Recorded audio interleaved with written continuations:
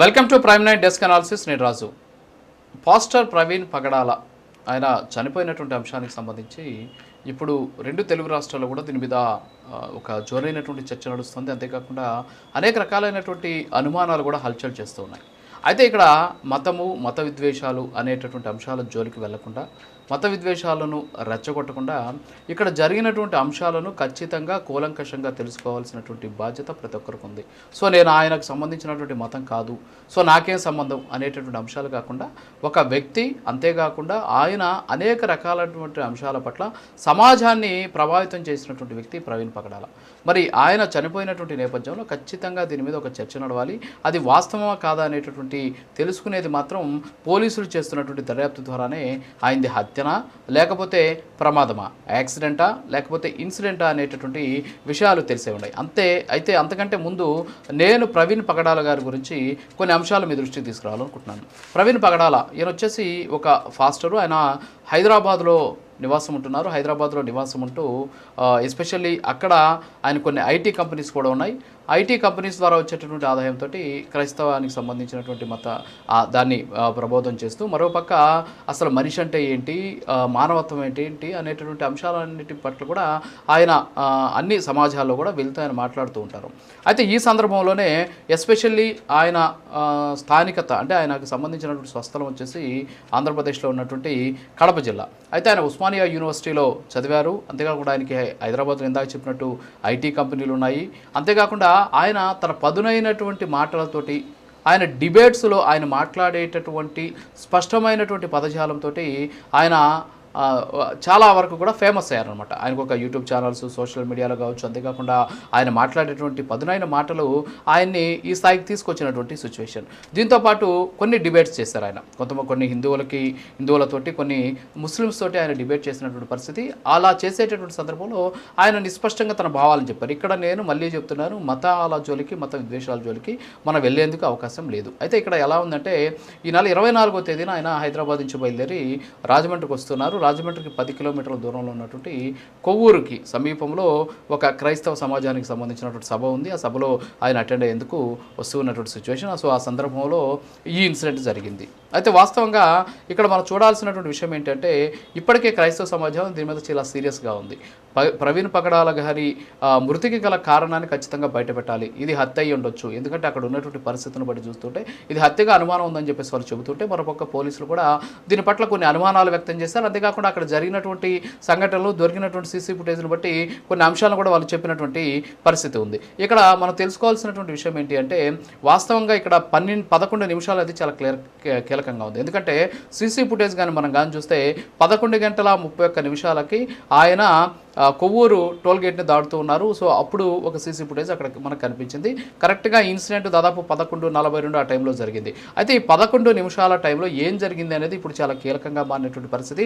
దీని మీద పోలీసులు చాలా క్షుణ్ణంగా పరిశీలిస్తున్నారు. కేవలం పోలీసులే కాకుండా అక్కడ ఉన్నటువంటి ఆయన వెహికల్ ఏదైతే ఉందో ఆ వెహికల్కి సంబంధించినటువంటి హెడ్ లైట్ ఎందుకు పగిలింది, ఆయన సీసీ ఫుటేజ్లో అంటే ఆయన సజీవంగా ఉన్నప్పుడు ఆ వెహికల్ మీద వస్తూ ఉన్నప్పుడు ఎందుకని ఆయన హెడ్ లైట్ వేసుకోలేదు, అంతకుముందు ఎప్పుడు పగిలింది, అసలు దానికి సంబంధించినటువంటి వెహికల్ కండిషన్లో ఉందా లేదా, ఈ వివరాలన్నీ కూడా ఒక పక్క ఎంవీఐ అంటే మోటార్ వెహికల్ ఇన్స్పెక్టర్ వారు చూస్తారు. దీంతోపాటు ఆయన చనిపోయినటువంటి పరిస్థితుల్లో దానికి సంబంధించి అక్కడ స్వాధీనం చేసుకున్నటువంటి కొన్ని వస్తువులు కావచ్చు, అంతేకాకుండా పోస్ట్ మార్టం నివేదిక, అలాగే ఫోరెన్సిక్ ల్యాబ్ కూడా పంపుతామని చెప్పేసి పోలీసులు చెప్పారు. అదొక పార్ట్. సరే, ఆ పార్ట్ని పక్కన పెడితే ఇక్కడ కొన్ని అంశాలు ఏంటి అంటే ప్రవీణ్ పగడాల గారు బైక్ మీద వెళ్తూ ఉన్నటువంటి సందర్భంలో ఆయన పక్కనే ఒక కారు పాస్ అయినటువంటి పరిస్థితి చూసామని చెప్పేసి పోలీసులు చెబుతున్నారు. అది ఒక రెడ్ కారు.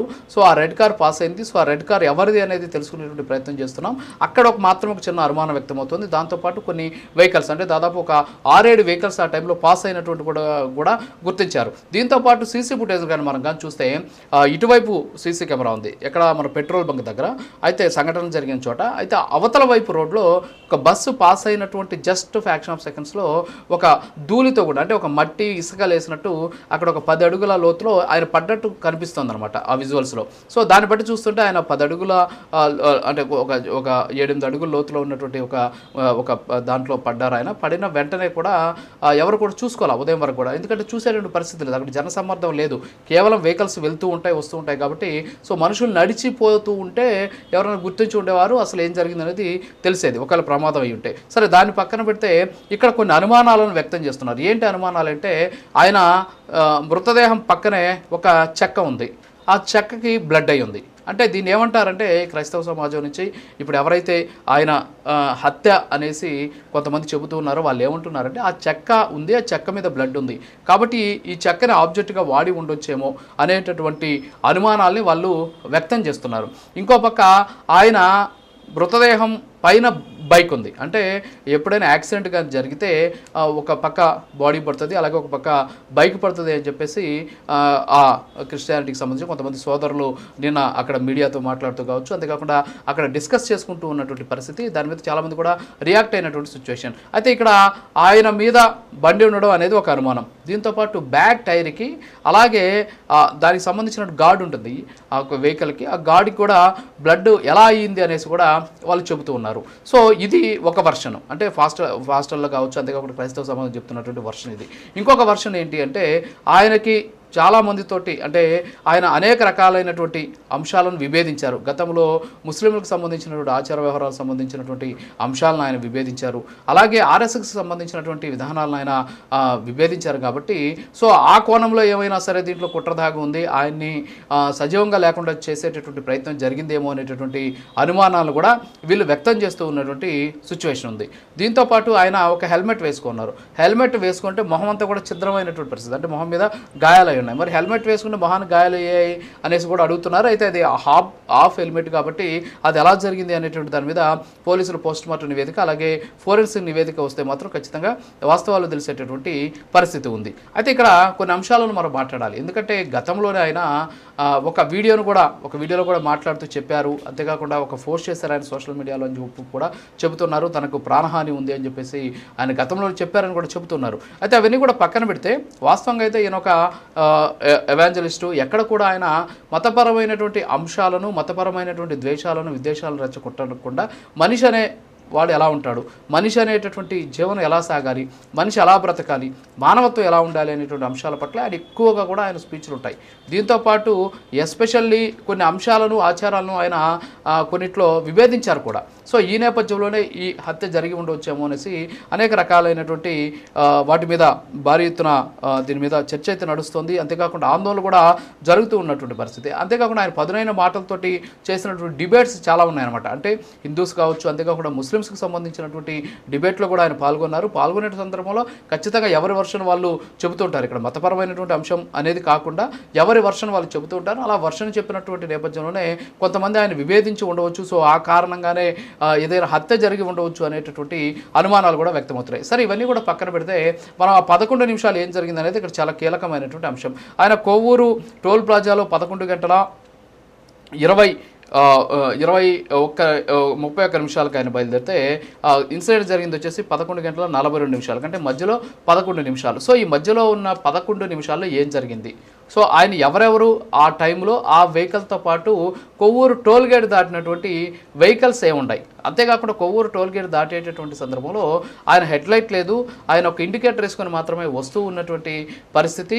సో ఈ నేపథ్యంలోనే అప్పుడు అంటే అలా వచ్చేటటువంటి సందర్భంలో అక్కడ రోడ్డు కనపడకుండా ఏమైనా ఈ యాక్సిడెంట్ జరిగిందా, లేకపోతే ఎవరైనా వచ్చి హిట్ అండ్ రన్ ఏమైనా జరిగిందా, అంతేకాకుండా గతంలో దానికంటే ముందే ఆయన మీద ఏమైనా దాడి జరిగిందా, సో ఇవన్నీ కూడా తెలియాల్సి ఉన్నాయి. అయితే పోలీసులు ఏం చేశారంటే ఈ విషయం అక్కడ ఉన్నటువంటి కొంతమంది సివిలియన్స్ అంటే స్థానికులు చూసిన తర్వాత పోలీసులకు సమాచారం ఇచ్చారు. పోలీసులు అక్కడికి వెళ్ళి చూస్తే అందులో ఫోన్ లాస్ట్ కాల్ చూస్తే అదే రాజమండ్రికి చెందినటువంటి ఒక పర్సన్ రాజశేఖర్ ఏదో పేరు ఉంది, సో ఆయనకి లాస్ట్ కాల్ వెళ్ళినట్టు గుర్తించారు. సో ఆయనకి ఫోన్ చేస్తే ఆయన అలాగే ఆయన వైఫ్ అక్కడికి వచ్చి సో ఈయన ప్రవీణ్ పగడాల ఫాస్ట్గా గుర్తించి వెంటనే వాళ్ళ కుటుంబ సభ్యులకు కూడా సమాచారం ఇచ్చారు. సమాచారం ఇచ్చిన వెంటనే కూడా ఆయన భావమరిది అనుకుంటాను బహుశా, ఆయన వచ్చేసి హైదరాబాద్ నుంచి బయలుదేరి వచ్చి అక్కడ ఉన్నటువంటి డెడ్ బాడీని చూసిన తర్వాత సో ఇది ప్రవీణ్ పగడాల దాన్ని గుర్తించిన తర్వాత ఆయన ఒక ఒక కంప్లైంట్ ఇచ్చారు. అదేంటంటే అనుమానాస్పద స్థితిలో ఆయన చనిపోయారు అని చెప్పేసి. అయితే ఇది జరిసిన వెంటనే కూడా పక్కనే ఉన్నటువంటి అంటే రాజమండ్రి కావచ్చు, ఏలూరు కావచ్చు, కొవ్వూరు కావచ్చు, అంతేకాకుండా కాకినాడ కావచ్చు. సో ఈ చుట్టుపక్కల ఉన్నటువంటి ప్రాంతాల్లో భారీ ఎత్తున ఉన్నటువంటి ఈ క్రిస్టియన్ సోదరులు అలాగే పాస్టర్స్ వీళ్ళంతా కూడా అక్కడికి క్రైస్తవ సమాజం పెద్ద ఎత్తున అక్కడికి వచ్చింది. ఎందుకంటే ఆయన గతంలో చెప్పున్నారు, ఎందుకంటే నాకు ప్రాణహాని ఉంది అనేటటువంటి అంశం ఆయన చెప్పినటువంటి నేపథ్యంలో అక్కడ జరిగినటువంటి సీన్ ఆఫ్ అఫెన్స్ కొంతమంది పోయి చూశారు కదా, అంటే సీన్ ఆఫ్ ఇన్సిడెంట్. సో చూసినటువంటి నేపథ్యంలో అక్కడ ఉన్నటువంటి కొన్ని పరిస్థితులను బట్టి ఇది హత్య అయి ఉండొచ్చు అనేటటువంటి అనుమానాన్ని వ్యక్తం చేయడంతో ఖచ్చితంగా దీని మీద సమగ్రమైనటువంటి దర్యాప్తు జరగాలి.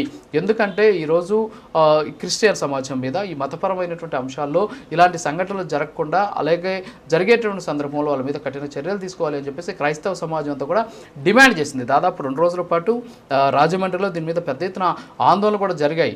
ఈ నేపథ్యంలోనే ఖచ్చితంగా దీని మీద పూర్తిస్థాయి విచారణ జరిపేందుకు ఎస్పీ ఒక కమిటీని కూడా ఏర్పాటు చేశారు, ఒక టీంని ఏర్పాటు చేశారు. ఆ టీం ఇప్పటికే విచారణ కూడా ప్రారంభించింది. అలాగే ఫోరెన్సిక్ కూడా కొన్ని ఆధారాలను కూడా పంపించినటువంటి పరిస్థితి. సో ఫోరెన్సిక్ నుంచి నివేదిక వచ్చిన తర్వాత మాత్రమే దీనికి సంబంధించినటువంటి పూర్తి వివరాలు వచ్చేటటువంటి అవకాశాలు ఉన్నాయి. ఈ సందర్భంలో పోలీసులు కూడా ఒక అనుమానాన్ని వ్యక్తం చేస్తారు. రెడ్ కార్ అనేది ఒకే టైంలో ప్రవీణ్ పగడాల గారి బుల్లెట్ పక్కనే ఒక రెడ్ కార్ వెళ్ళింది అని చెప్పేసి కూడా చెబుతున్న పరిస్థితి. ఆ రెడ్ కార్ ఎవరిదైనా దానికి గుర్తించడానికి కూడా చాలా హై టెక్నాలజీని మేము వినియోగించబోతున్నాం అని చెప్పేసి కూడా ఆయన చెప్పినటువంటి సిచ్యువేషన్. సో ఏదైనప్పుడు కూడా ఒక గొప్ప మత బోధకుడు అనుకోవచ్చు, లేకపోతే మానవత్వాన్ని, లేకపోతే మనుషుల గొప్పతనాన్ని, మనుషుల విలువని సమాజానికి తెలియజెప్పే విధంగా వెళ్తూ ఉన్నటువంటి ఒక వ్యక్తి చనిపోవడం అనేది నిజంగా బాధాకరం. సో దీని మీద పూర్తి స్థాయిలో దర్యాప్తు చేసి ఎవరికి ఉన్నటువంటి అనుమానాలను నివృత్తి చేస్తూ ఇలాంటి సంఘటనలు నిజంగా అది ఇన్సిడెంట్ అయ్యి ఉంటే ఇలాంటి సంఘటనలు జరగకుండా ఎలాంటి చర్యలు తీసుకోవాలి, ఒకవేళ నిజంగా అది యాక్సిడెంట్ అయితే దానికి సమాజానికి ఎలాంటి సమాధానం చెప్పాలి అనేటటువంటి దాని మీద ప్రభుత్వం ఖచ్చితంగా చర్యలు తీసుకోవాలి. అంతేకాకుండా పోలీసులు కూడా ఇప్పటికే పోస్ట్ మార్టం నివేదికకి అలాగే ఫోరెన్సిక్ నివేదిక వస్తే వాస్తవాలు వెలుగులోకి వస్తాయని చెప్తున్నారు. మరొక టీం కూడా ఇప్పటికే సిద్ధమైనటువంటి పరిస్థితి ఉంది. సో ఏదైనప్పటికీ కూడా ప్రవీణ్ పగడాల ఆయన చనిపోయినటువంటి పరిస్థితిని బట్టి చూస్తూ ఉంటే అక్కడ ఏం జరిగింది అనేది నిజంగా ఈ నివేదికలు వస్తాయి అని చెప్పి తెలుస్తున్నారు. మరోపక్క కొంతమంది దీన్ని మతపరమైనటువంటి విద్వేషాలు రెచ్చగొట్టే విధంగా సోషల్ మీడియాలో రెచ్చగొట్టే విధంగా మాట్లాడుతున్నారు. అందరూ కూడా గుర్తుంచుకోవాల్సినటువంటి విషయం ఏంటంటే మనది వసుదైక దేశం, అంటే అందరం కూడా కలిసిమెలిసి ఉండేటటువంటి పరిస్థితి ఇక్కడ. సో ఈ సందర్భంలో విద్వేషాలు రెచ్చగొట్టకుండా ఒక గొప్ప వ్యక్తి చనిపోయాడు అంటే ఒక మనిషి విలువను సమాజానికి తెలియజేసినటువంటి ఒక వ్యక్తి చనిపోయాడు కాబట్టి సో ఆయన చనిపోయినటువంటి దానికి మనమంతా కూడా సంతాపం తెలపాలి. అంతేకాకుండా చనిపోయినటువంటి వ్యక్తి తాలూకా అనుమానాలు నివృత్తి అయ్యేంత వరకు కూడా అందరూ సంయమనం పాటించాల్సినటువంటి అవసరం కూడా ఉంది. ఖచ్చితంగా దీని మీద ఒక నిర్దిష్టమైనటువంటి నిష్పక్షపాతమైనటువంటి విచారణ జరుపుతామని చెప్పేసి ఇప్పటికే ప్రభుత్వం ప్రకటించింది. అలాగే పోలీసులు కూడా ఆ దిశగా చర్యలు కూడా తీసుకుంటూ ఉన్నారు. సో మొత్తానికైతే ఈ పోస్ట్ మార్టం నివేదిక వచ్చిన తర్వాత వాస్తవాలు వస్తాయి. సో ఇక్కడ ఓవరాల్గా అయితే జరిగింది ఏంటంటే ఈ 11 నిమిషాల్లో ఏం జరిగింది అనేది కానీ తెలుసుకుంటే వాస్తవాలు వెలుగు చూసేటటువంటి ఛాన్సెస్ ఉంది. మరి కొంతమంది రకరకాలైనటువంటి విమర్శలు చేస్తున్నారు, అంటే ఆయన చనిపోయినటువంటి దానికి ముందు ఏం జరిగింది అనేటువంటి దాని మీద కూడా. సో అవన్నీ కూడా ఇప్పుడు అసందర్భమైనటువంటి అంశాలు. సో మొత్తానికైతే ప్రవీణ్ పగడాల సంబంధించినటువంటి అంశం ఈరోజు 2 తెలుగు రాష్ట్రాల్లో హాట్ టాపిక్గా మారినటువంటి